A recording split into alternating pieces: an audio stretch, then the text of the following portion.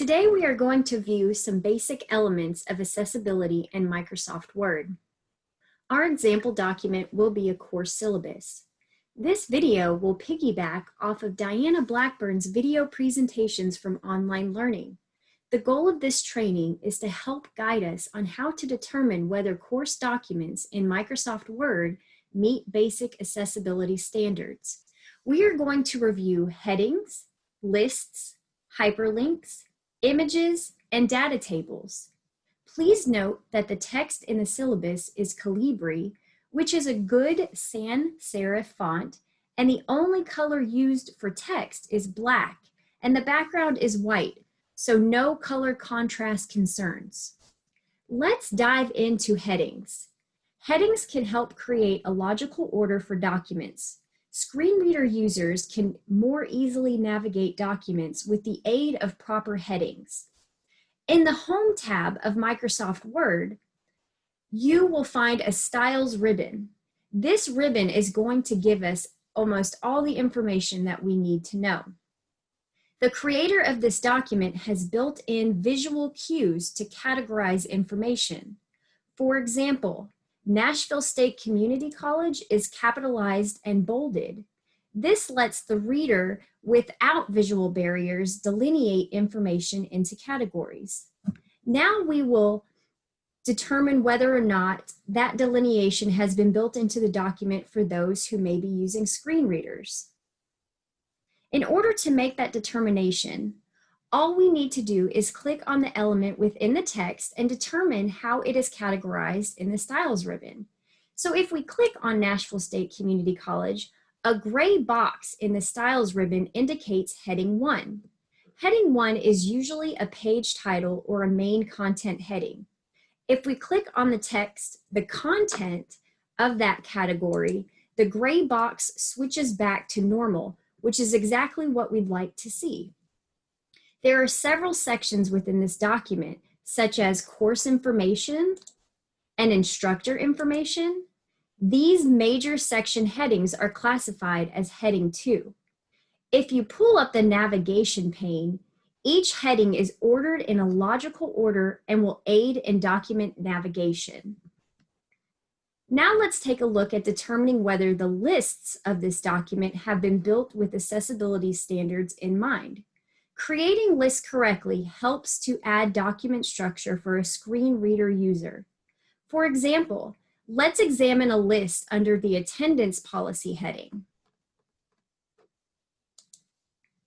If we click anywhere on the list button on the top paragraph ribbon is highlighted, which is exactly what we want to see. If the list had not been built with the list function, that button would not illuminate. Now let's take a look at hyperlinks. Hyperlinks are clickable links that send the reader to a web page that is external to your document. In order for hyperlinks to meet accessibility standards, they should be clickable and they should have a displayed text that is descriptive of where you are sending the reader. Basic requirements include using descriptive link text that does not rely on context from the surrounding text, keeping the amount of text in the link to a minimum, using underlined text with a color that stands out from the surrounding text. So for example, in this syllabus, there is a link for student resources, access to internet and technology. I sort of went back and forth deciding if the full link should be shortened. The full link for this website does show a clear pathway to this resource for a sighted user that may decide to print this syllabus, and also for screen reader users, this is still considered descriptive of where the link is sending the person. In this situation, you could right-click on the link, select Edit Hyperlink, and you could type a shorter description. So for example, access to internet and technology.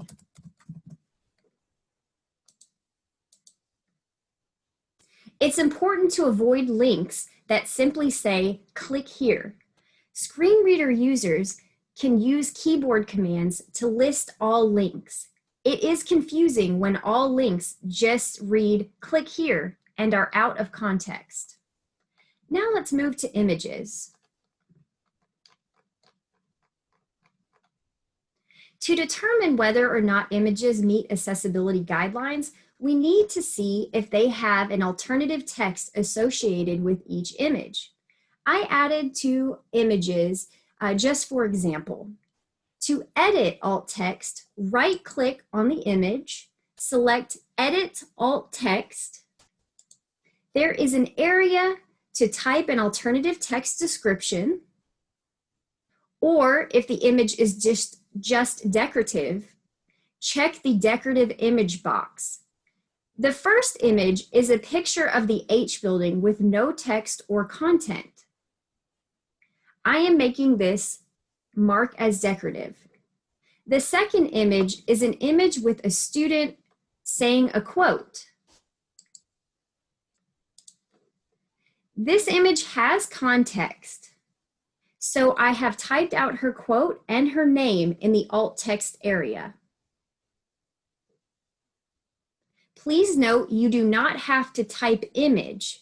Screen readers will automatically announce that this is an image. Now let's move on to data tables.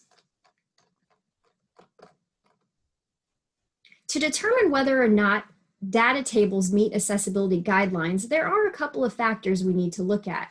First, does the table have a header row? That is, does the first row identify the content of the column? In this example of a table conveying grading scale, the first row tells us that the first column has the letter grades and the second column has the percentage range. That is our header row. Now we are going to highlight this header row and right-click to select Table Properties. Next, click on the Row tab.